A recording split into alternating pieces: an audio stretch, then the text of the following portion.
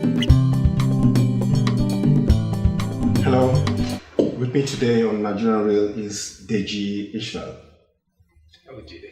It's a pleasure having you today. Thank you. You are going to be my very first guest now. Wow. My very first guest on NigeriaReal. Actually, Awesome. fantastic having you. I'm an admirer of yours. You might not know it, but I'm an admirer of yours. Rock shock, man. Who is Deji Ishmael? Deji is the managing director of AfriSons, a management consulting firm that focuses on strategic oversight and financial health of a company. He was a regional mentor as a project management advocate across Africa, helping to deliver project management institutes across countries in Africa. Had stints with international companies such as Shell, British Telecom, HP in Germany, DHL in UK, IBM, NLNG, and African Development Bank, amongst others. So he is a leadership trainer. Deji, welcome to NigeriaReal. Thank you very much, Jide. It's really great to be on NigeriaReal. Brilliant. Have you, as a project manager, have you actually considered running for an elective position in Nigeria? It's funny you should ask that, Jide, because I really think that everything I have done up until now and everything I continue to do until I get into an elective post is preparing me for that. I mean, I think we have to solve the problem of Nigeria, and I think I'm being prepared for public servant role. Excellent. Do you know what? I always ask my African guests this question. Are you proud to be an African? I am I am proud of the potential of Africa. Okay. I'm totally proud of the potential of Africa. And one of the things that's been on my mind is, if I was a government official in Nigeria, one of my greatest aspirations would be, how do we go about creating an environment in Nigeria so that maybe we could have 50% or 70% of Nigerians in diaspora living in Nigeria and making a comfortable living and contributing to the well-being of Nigeria. I think, if I was in government, that would be a top priority, because if we could do that in Nigeria, doctors abroad could come back. A lot of people that are outside Nigeria that really want to contribute to Nigeria, but there's certain things holding them and they also have to fend for their families. Just create an environment, have them in Nigeria, contributing to the growth of Nigeria. I know it will be incredible for Africa, and I'll just like to see that as a priority. So when I think about the potential, I'm totally proud to be an African. And I think I am 99% of the times proud to be an African. But there are times, I see certain things and it saddens me, and I don't understand why. One of such, I was having a conversation with one of the founders of African Leadership University yesterday, and I was telling him about a time I went to the airport, just like today, and I could see the amount of Nigerians outside Nigeria going back home during festive periods, unaccompanied children. I'm thinking, is somebody in Nigeria really thinking about how much money are we losing to education? That is, we went to university in Nigeria, secondary school in Nigeria. How much are we losing because the educational infrastructure has totally collapsed, and because you're preparing the next generation for a global world, you do everything you can to help them compete in that world. So I just wonder, why do we sit down and not make that a priority? So those are some of the things that bother me. But I think, and I want to be part of getting our act together. I think if we get our act together, then we have a lot that we can achieve. I believe so. Nigerian passport. How do you feel when you travel around the world? Because I know you do travel a lot. How do you feel when you carry that green passport? Well, the scrutiny, the longer stream of questions, they're not very comfortable. But I tell you something, I felt at some point this year that, there's a wave of change. Okay. And that passport, if we continue to do some things, would would be a passport where people associate it with respect. Okay, are you just being optimistic, or you sincerely believe in that? You believe with the new dispensation, with the new government in power, that things are actually changing? I think the new government in power has the desire. I think it's my view, and I'm not in the government, and I'm outside. But I think there's a desire to serve. I think, at least, and I think leadership is important. I think when a leader is committed to a cause, they can do a lot. So I know we will ask questions about, okay, one tree does not make a forest, but I think that there's a lot of conviction in that the people at the helm, or if we say the person at the helm, is there because he wants a better Nigeria, as I do, and with the right advice. I expect it to be challenging, but I think even look around the world, people are beginning to kind of like think, what, maybe Nigeria has some kind of leadership, maybe Nigeria is kind of like slowly turning in the right way. We're getting a little bit more respect. And I try not to be partisan because, but at the end of the day, whoever is leading us and whoever are the people that we choose to lead us, they affect the perception of Nigeria globally. So I feel like there is, albeit a slow move, that, okay, we are kind of like serious, that there's some seriousness to do something different. Well, why has it taken this while for instance, corruption? Why does it persist in the country? What would you prefer as a solution to that?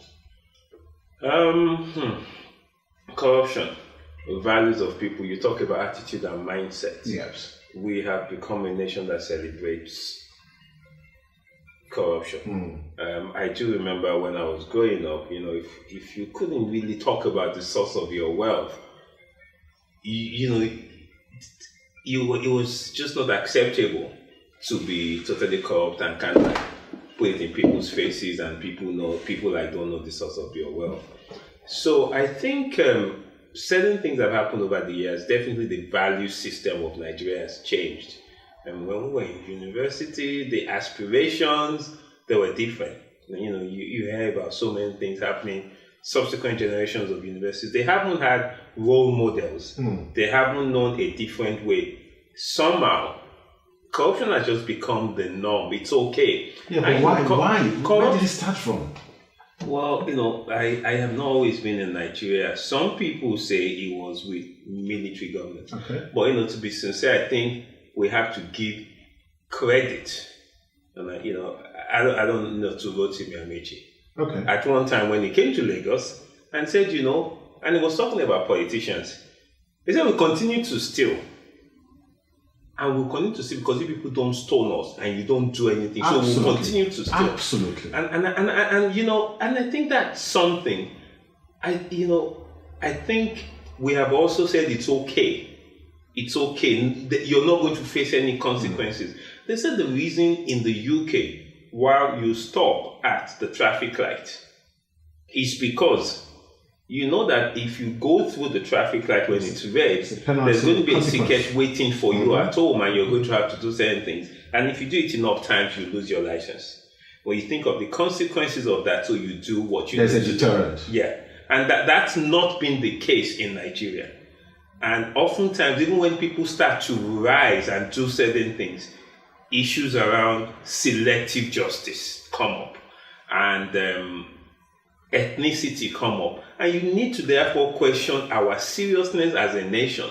When you look at some of the extent of things that are being revealed, and the pettiness sometimes of us Nigerians, like, do we want to continue to be in squalor? Because what I tend to say sometimes is, even if something is being selective, look, if you don't like me, Jide, and you come after me because I've been bitching on you for a long time, and you come after me, and I have a skeleton in my cupboard, you cannot go after everybody at the same time. Definitely. If you come after me, you use me as an example, that will do something for some people. You need to say, you know what, this is unacceptable. And as a country, we need to know that the consequences of corruption are not acceptable. They're killing the nation. Look at our infrastructure. Look at hospitals. Look at universities, secondary schools. And it's not like we do not have the money to develop the country so that we can all live and work freely in Nigeria. I talk about Ikoyi. The number of empty flats in Ikoyi is just, I don't know whether you have seen, it's just... Ikoyi is one of the affluent areas in Lagos. Lagos. Yeah. And the number of empty flats there, and What does an average, what's the price of an average flat? and say it in dollars, in valuation in dollars? I think quite easily you pay $1 million, and that's also the thing that's really happening. Is that 1 bedroom, you get 2 bedroom? You can get a 3-bedroom flat for $1 million. $1 million? Yeah. And what's really been interesting to note is price of crude oil has gone from over 100s to 40s, and nothing, people are still asking you for the same amount, and these houses or these flats have been empty for years, and so the economic market forces are not coming into effect. Yeah, but if the demand is still there, why should the seller? Demand is not there. The flats are empty. So sometimes you would think it's got to be. There's a reason why there's so much money you can launder through the banking system, and they may be havens for some of the assets that really belong to non-Nigerians. Because we've got to really be serious about the allocation of oil blocks and what the consequences of, the oil block is an asset that belongs to you and I. And, but I think we have to say there's a consequence. And the challenge oftentimes is when somebody starts to, and the media is powerful. There's so many people that say all kinds of things all the time. And, that's where you need a leader to have the conviction and the commitment to a certain cause and to say, you know what, I will follow the rule of law, but I will, this is not acceptable. Okay, we have the present leader, who is President Buhari of Nigeria. He is committed, but how far back would he go? That's been one of the questions that people have been asking. And truly, my view today is there's nothing wrong with him starting with the previous generation. Because he has 4 years. If you were to say, that's my view, I'm a project manager. If you were to say, you know what, we have to go back 26 years, 30 years. You got to do cost-benefit analysis. And, there is nothing wrong in my view in saying, you know what, the immediate, we were at $100, over $100 for barrel of crude oil at this time. Let's just go past this because we saw it and we're there. And, people are innocent until proven guilty. So I think it should start, because he has 4 years. If he has a second term, then, or if the party wants to remain committed to that. But I think we need to make a start. We want to say, guys, this is no longer acceptable so that the civil servants. I think what I'm seeing from the current dispensation is a body language that's saying to officers of different agencies that you'll be held accountable for the job that you're supposed to be doing. And if you don't do it, you face the consequences. Okay, and if I believe, if that goes on, the culture and the mindset and attitude of people, Nigerians, will begin to change. Let me ask you this. There's so much emphasis and so much focus on security. What about the economy? The economy of Nigeria, which is the oxygen of a country. Only yesterday, I had to withdraw some money with my Naira card, and the rate was 400 to a pound. No, 400 to a pound. Yeah. So there isn't any focus on the economy from where I sit. Is that right? Okay, so sometimes my wife knows more about finance than I do, right? So I'm not an expert in that area. Okay. But I know that there's a crisis, crude oil. So we might have to take a long-term approach. Diversification obviously becomes something important. Diversification of the sources of income for the economy and so many other things. And I think perhaps with the appointment of this Minister of Finance, this is now a time for them to start to formulate strategies to do something. I wish, of course, the ministers had been in place, or we had an economic action plan like 2 months after the president got in. I don't think we should have had to wait this long. But I think the team is in place. Let's see, because the team is, they got some reputation and they got some knowledge and experience. So, but it's not comfortable. It isn't. It is totally uncomfortable. So let's be hopeful is your message. Do you think career politicians are right for Nigeria as opposed to those in the private sector? I think the people that should rule Nigeria should be people that have the knowledge and the desire, the attitude and mindset of service. That when you go in to serve, because if you're a minister, you must have some level of understanding of the portfolio, but you must have a vision. And there's nothing wrong in having technocrats, proven technocrats to support you.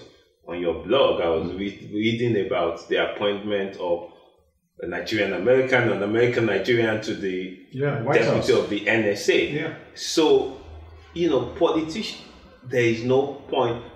I think, it's about public service. It's about leaving a legacy.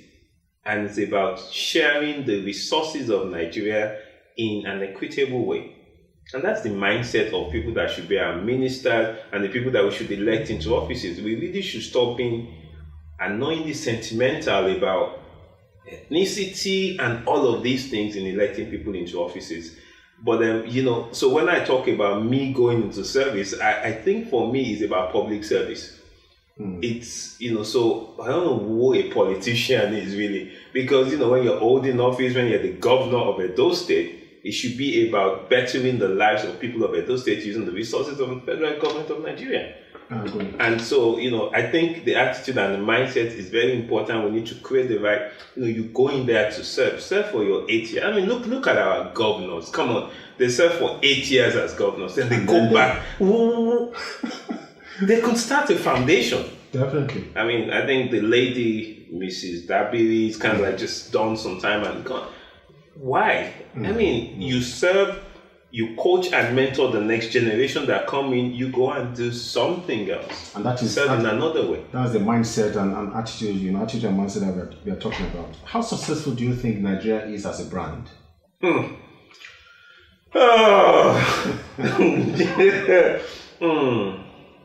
And would you invest in that brand? I think we have to. I think we have to look at sectors. Really, we have to look at sectors. So you say entertainment. Okay. You've got to invest in the entertainment aspect of the Nigerian brand. Okay. It's vibrant. It's going places. It's got great potential. I wouldn't necessarily even invest in the sports. To be sincere, there's nothing, in spite of football. Yeah, in spite of the talent, the lack of structures, the issues around ethnicity and a lack of meritocracy, they don't. So I think entertainment, I will hold out as, and we're very individualistic as well. So people will talk about bright Nigerians. So I think it's not a highly investable brand, but then you look at people like Aliko Dangote, I think I would invest in the entertainment sector, but you got to be aware of the challenges, really, and because a lot of times people say, what's the cost of getting the benefits out of the system? I mean, we've got great potential, a number of people, all the things that can be done.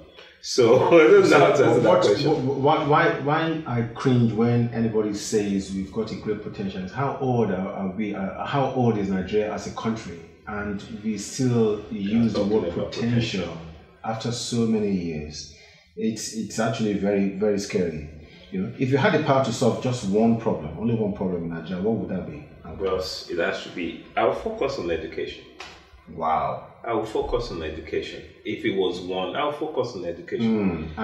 If people are not educated, it's lack of education that means people can buy votes with bag of rice because nobody knows that we, the electorate, have the power to change and to hold you accountable. So that's where I will focus because, education, so it's really sad, and I feel some of us have a debt to this nation because education when we're going on, come on, look at the campus of University of Ife. It was not that bad. But right now it is, there is no investment in physical infrastructure, the quality of teachers. So that's where I will go because that's a long-term investment. You got to be, we talk about quantity of universities and nobody's focused on the quality of the universities. I travel. I meet people at places like the African Development Bank, and they proudly say, I went to University of Ibadan. Yeah. I went to, and that's where we used to be. And these were universities that were like, they were respected. You come there with your first degree and you get into work in other parts of the world. So that's, for me, infrastructure will come a very close second, but I would invest in education. So it won't be power. Power is a physical area of investment. It will do a lot of things, but we don't want to invest in power and then the people from Nigeria, because the educational system is corrupt or whether is substandard and you're having to compete with global talent, and then the people of Nigeria still cannot benefit. So I would really prioritize education. I'll put it, it's a long-term thing because the damage is huge in that sector. So it's a long-term thing, and that's why the earlier we start. So if we start today and have the right level of focus on it, as these other sectors come into their own, they start to kind of like really become more established, then we have the pipeline. Because we've always got to think, because what's the point of roads and all the roads are being when Nigeria begins to realize, we have power, but it's not Nigerians that are benefiting. We're bringing foreigners to run this stuff because we don't have people that are competent to be able to run those organizations. So we're talking about, your universities. What exactly did you want to be when you were growing up? What was that? Doctor. You wanted to become a medical doctor. So why did you choose? How did you get into project management? I didn't do very well in my exams in school, so I couldn't become a doctor.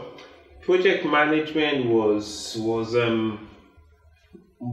kind of like accidental. I went from technology. I love technology, so I went from technology into project management.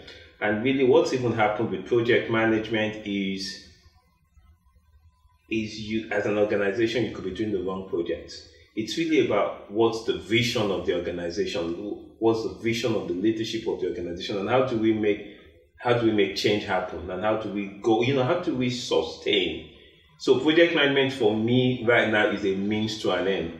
I'd rather be talking to the Minister for Education and saying, okay, what will a successful education system in Nigeria look like? And then, we'll do 5-year, 10-year plan, 15 years we'll have this. And then, but that starts from vision and leadership and conviction of the leader, and then all the projects coming. But sometimes you could be doing piecemeal projects, and so that became very frustrating for me when I was operating at the level of a project manager, because sometimes there's so many things going on. Sometimes they're doing a project because Jide likes it, but it doesn't tie in. So that's where I like to see myself. That's where I want to add value. That's where it's really about, That's why I say, maybe I'm being prepared for. So if I became a minister tomorrow, it's like, okay, guys, what's it going to be like? Brilliant. And we'll do all that stuff. How would a parent recognize a child that has project management skills or traits? Well, if you're very organized, I think again about project management, sometimes, I don't know, is it like a career? Is it a discipline? I don't know. The jury is out. But then if you're very, very, very organized, like my wife is extremely organized, she can plan 20 years into the future. And I plan like 3 months at a time. So what does it take to be a top project manager? actually, when you're starting out, you need to be organized. Okay. After some time, what's really important is your ability to influence without authority. To really say, why are we doing what we're doing? So it shifts from being organized and being able to make sure we deliver so and so by so and so time and at so and so cost to, okay, really, Mr. Minister, why is that the priority? And being able to question and build relationships, really, because everybody will have their different interests. There'll be there'll be a governor that's uninterested in a second term, and there are other people trying to do stuff. So it becomes really managing the different interests of the people at a later stage. It's really not about being organized anymore. It's about being a good schmoozer and just being someone that really willing to ask questions and say why. And that's why I said, I like to talk about our mission, because our mission's like, okay, but all of these things are not in line with this, so why are we doing it? And push back and manage relationships so that you tell people things that are not pleasant, but they're able to listen to you. It's interesting you mentioned that. Could that be the reason why Africa is where it is today? Because of our cultural background. Our cultural background doesn't encourage to ask why. Africans tend to be labeled as stubborn, and they tend to be subservient. So my question to you would be: a foreigner who's going to Africa or going to Nigeria to be specific, to project manage a project, what advice would you give that foreigner? It's always very interesting. One of the things that happens, you go to Nigeria and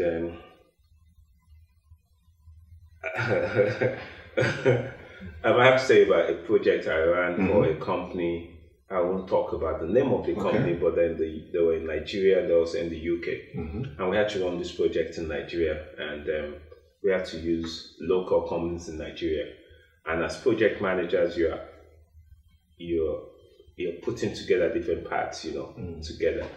And we really had a lot of people that were not competent at what they were doing. So the job took longer. It was much more stressful. And we had to do much more than our remit as project managers really required.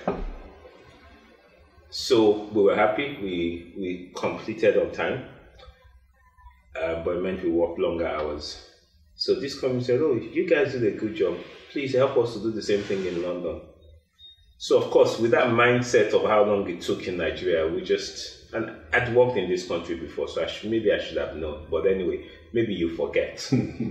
So we kind of did the quote and had nightmares about what could go wrong. And honestly, we probably spent 20% of the time we thought we were going to spend, because all of the people, the contractors, the suppliers, it was like the project manager went from Nigeria, and it was like, and that was different. So then, you go from the UK to Nigeria or some of these places, you need to understand that you need to check and check and check. So in Nigeria, it becomes like somebody says, you have a 9 o'clock appointment. And then you call at 5 minutes to 9 and say, Tunde, where are you? I'm coming. And then you have to learn to say, okay, no, we have the meeting at 5. Where exactly are you? Where exactly? And then by the time he tells you that this place, then you say, Tunde, but you're not going to get here until 9:30 because I know that place. And then sometimes you have to do so. You may have to assume that you're working with people that are not necessarily, I don't want to use the word because know exactly what they're supposed to be doing fully. Because if you have a broken educational system, then the fact that I'm a civil engineer mean that I know 60% of what a civil engineer is supposed to know, and I'm learning on the job. And so the project manager that should assume that you know these things is finding out. And have to micromanage? Yeah. So how obsessing can it be? You're talking about time. How, personally, when I hear African time, Nigerian time, it really, really upsets me. Because, those that are close to me know that with time, I do not joke with time, because that is one thing that you can never regain. So how can you prepare a foreigner going to Africa, going to Nigeria with the mindset that, listen, your 9 o'clock appointment could be 11. Well, I do not subscribe to African time really, and oftentimes like I have appointments in Lagos or wherever, and like if I'm still in the car at 10 minutes to 9 and I'm calling the person to say, many times I've called you to say I might be a bit late for the appointment, then I still get there like 2 minutes before and they're like, I thought you were going to be late. It's because, as a project manager to some extent, you've left some time and you understand the dynamics of traffic and stuff. So, there is no real excuse for it. But again, when there are no consequences, so I just in some training session recently, not last week, a few weeks ago, and it was an organization spending a lot of money, changing the way they work, and really training sessions that were supposed to start at 9 would easily start at 10:30. And I had to tell the guy, I said, you know what, as the facilitator, it's your responsibility. When you get there at 9,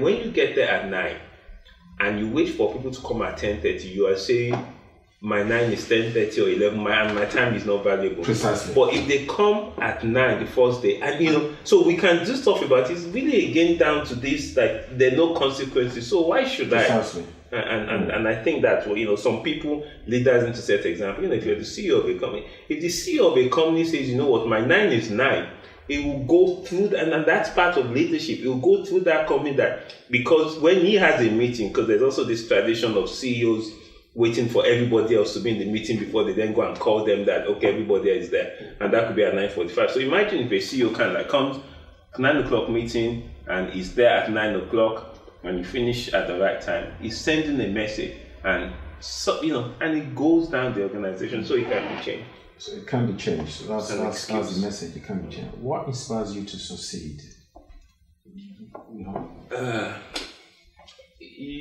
I think for me, I really always remember the story of the talent, and I believe there's a purpose for which I'm here, and if I don't do all I was called to do, I will shortchange some people. So I might be okay, but maybe some other people that I was supposed to have impacted, I'll not impact them. And I think at the end of the day, that's really the biggest thing. We must leave a legacy, and we must do. I think we have a purpose, and again, that's always down to that thing. What is your mission and what's your vision of success? So for me, even if I ever got into public service in Nigeria, which I do hope to, I think a priority will be, how can we make Nigeria a place that all this incredible talent that we have developed over the years, because Nigerians are resilient, and Nigerians are smart, and Nigerians are hardworking, and we can be so many other things, and because I think if we can create an environment where they can do normal things, and sometimes they're not asking for too much. The impact of that on Nigeria, that would be a driving force. That so like when Martin Luther said he had a dream, it would be like that. I could say 50% or 70% in Nigeria contributing meaningfully to the development of Nigeria, because what that will do for Africa. So that will motivate me, and that will be the kind of stuff that. Brilliant. I mean, using the word legacy, it's kind of foreign to many Africans. Your purpose. You have a purpose. You have a vision, and you want to leave a legacy, and that is the attitude and mindset that NigeriaReal really wants to get out there. What is success to you? I've been thinking about that. First and foremost, I have an 8-year-old son. I think I must bring him up in the way, so he's because to do other things and be there and he misses whatever his purpose is supposed to be, I think I would have, that would be incomplete success. But success to me is really to impact, to achieve my vision, to work with people. And it's a cliche, leave the world a better place, but really we've had the benefit of seeing a better Nigeria. We're living in global times, and there's so many things to do. let's help people. I want to help people. I said sometimes I believe there's so many more Googles that can come out of Nigeria. I think that's the calling now. I'm excited about what the Dangote brand says for Africa. And I'm sure there's some other brands like that. But I'm committed now, like helping to bring more Googles out of Africa because there are millions of them out there. That's fantastic. That is actually a very, very good statement. What keeps you at night? What keeps you awake at night? Sometimes it's about, am I doing the best I could be doing? Am I slacking in some areas? And am I being, it's not about work-life balance, it's about, am I cheating my family for my career? Yeah, because that would be, that's something that I kind of know, so if there's an opportunity to do something, I kind of always also think, okay, yes, I have to do this, but at the same time, my son didn't ask to come into the world, and my wife needs me at some time. So. That's interesting. Success habits? And for me, I think there's a lot about clarity of purpose and knowing that, being clear about your purpose and knowing that, it doesn't get done overnight, that you have to build some habits. You have to wake up at a particular time. You have to build on blocks. And there will be things will not always go the way you expect, but just always be focused on, be clear about your purpose. Because for me, that's always what goes. Because there's always negative publicity. There's always so many things. People say things. People make their judgment without knowing everything. And for me, this is what I want to do. I just continue to do it and try to be fair to everybody. That's interesting. I mean, with social media now, everybody has access to everything. Just Google. Sometimes I'm in presentations. I'm talking to people. Like, okay, so who is this person? Does he have a right to be talking to us? Check it out. Straight up. It's interesting. I mean, when I was growing up, for your information, I'm not really that old. The grey hair and everything. But things are actually quite different, Now you mentioned Google, you can Google about anything. I mean, I tell my children, look, I'm your dad. Listen, I've got enough experience.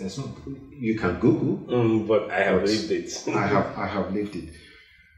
What do you think is different growing up today, compared to when you were growing up? What do you think? No, I mean many things incredible. I mean the access to information is because it's humongous.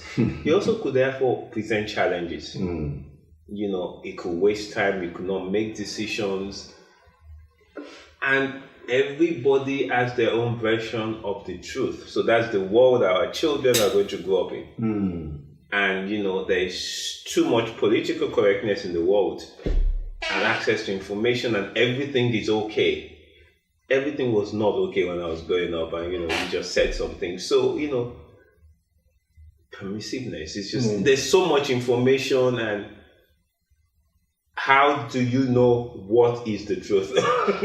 I mean, every time I read the newspapers, actually, I even try not to read the newspapers anymore because, I know that at the end of the day, you are championing a view. It's your view. 9 out of 10 times that's what it is. And you can get everything to support that. So sometimes you say, what, I don't want to. So I think that's a challenge. The information thing is a challenge. It has its benefits.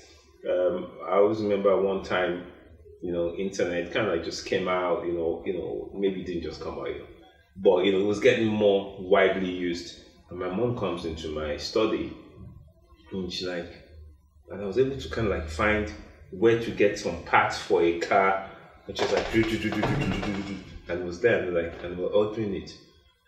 And she was kind of like, wow, you can do that from your room? And this was a long time ago, but it was like, something. So yeah, and it also means the next generation whoever you're managing, and even you have to compete in a totally more global world. You know, you can sit down in one place and be doing business all over the world, and if there's an increasing focus as well on the best talent wherever. It's not like you don't have to be in Nigeria to contribute great stuff if you're the best, I subscribe to that. The word impossible is gone out of date now. Everything is possible.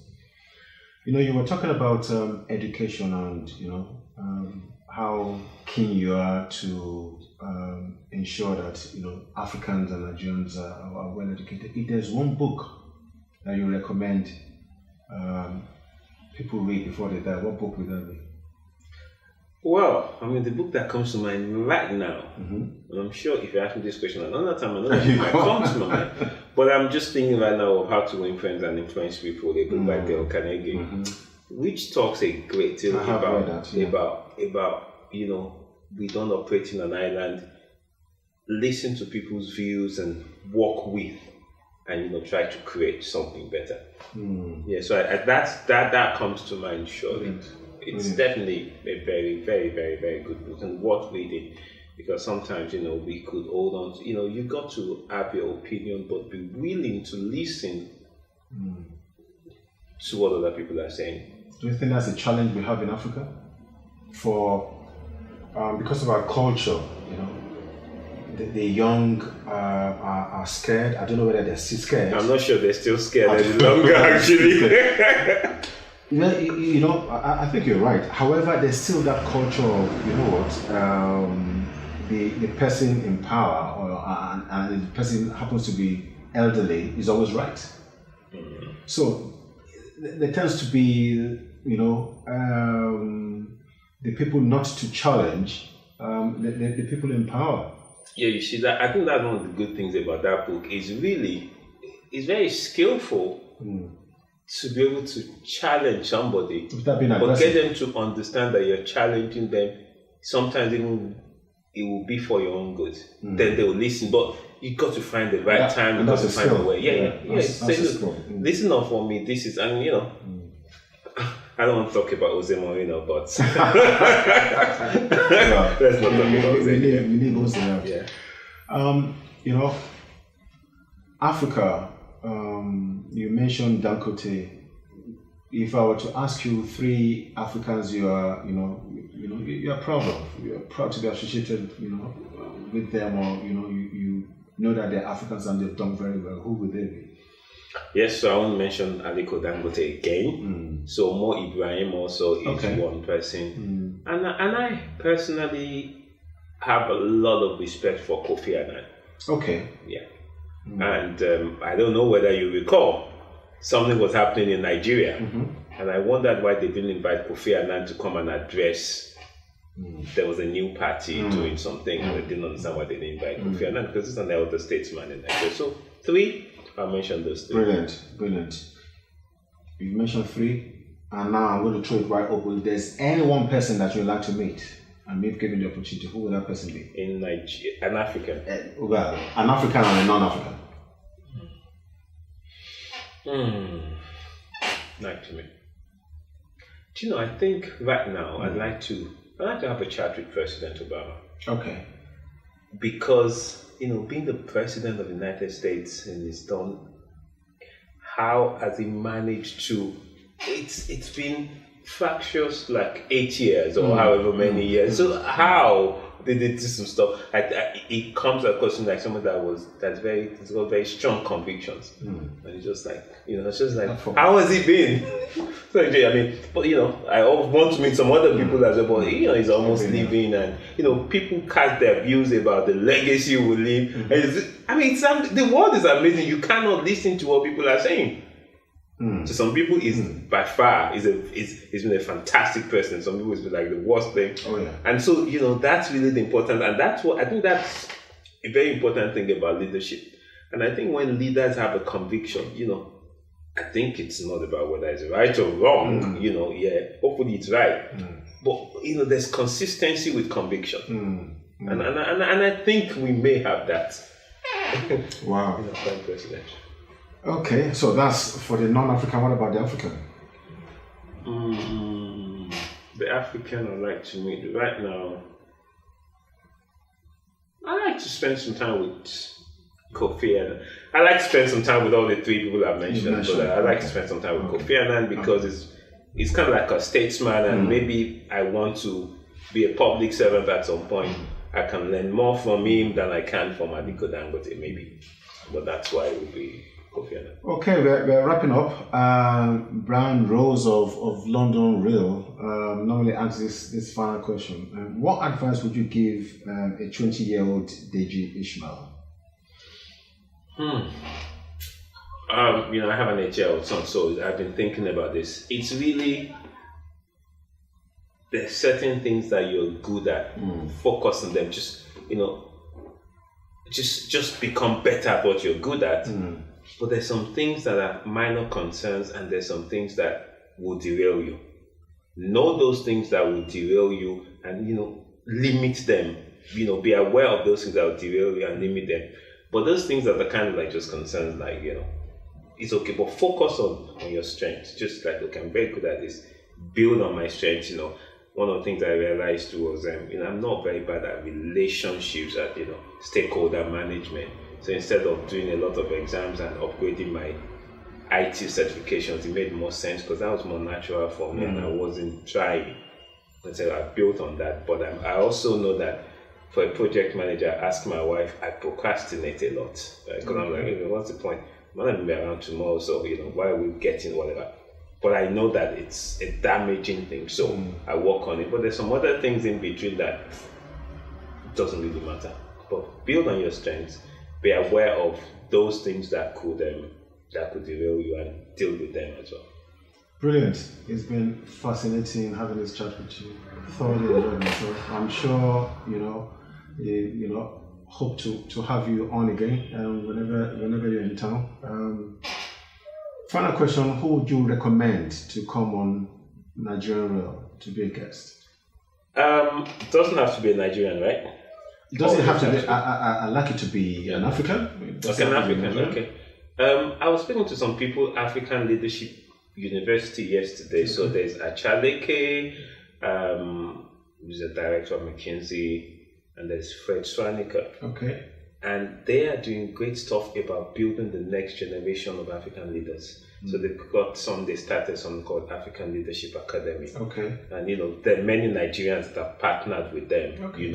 So they're committed, and I think I would definitely, I like Fred Swanika and Achaleke. Okay, so that would be a link that you would we appreciate if you make that happen. Not a problem. Brilliant.